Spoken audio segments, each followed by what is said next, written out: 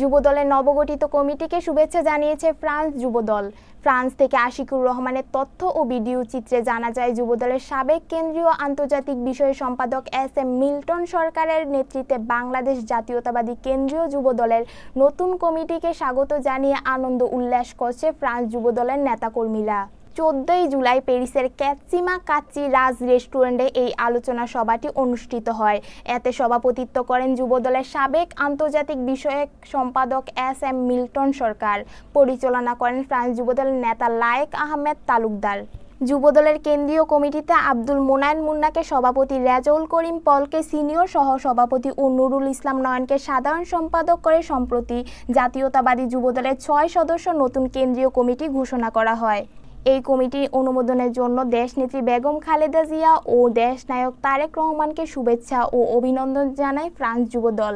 এ সময় নেতৃবৃন্দ দাবি জানায় এস.এম. মিল্টন সরকারকে পুনরায় যুবদলের কেন্দ্রীয় নির্বাহী কমিটির আন্তর্জাতিক বিষয় সম্পাদক সহ সভাপতি মর্যাদা করার জন্য আবেদন জানান।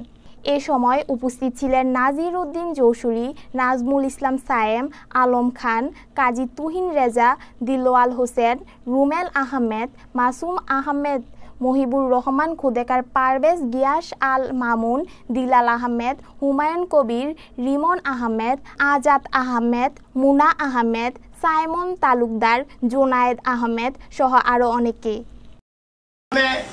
ঘোষিত হয়েছে।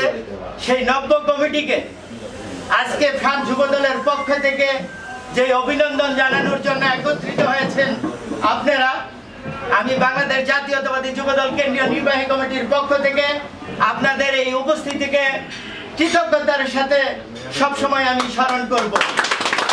প্রিয় উপস্থিতি, কিছু নয়, বাংলাদেশ জাতীয়তাবাদী যুবদল কেন্দ্রীয় নব কমিটির নির্বাচিত সভাপতি সেক্রেটারির জন্য আজকে মূলত বড় হয়েছে মিষ্টি বিতরণ করব।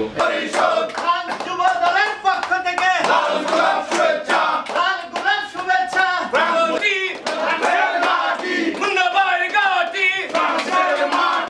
আপনারা দেখছেন মেঘনা টিভি, সত্যের সন্ধানে সবসময়। এছাড়া দেশ বিদেশের নিত্য নতুন খবর জানতে মেঘনা টিভির ফেসবুক পেজ facebook+meghna tv.vd তে লাইক দিয়ে আমাদের সাথেই থাকুন।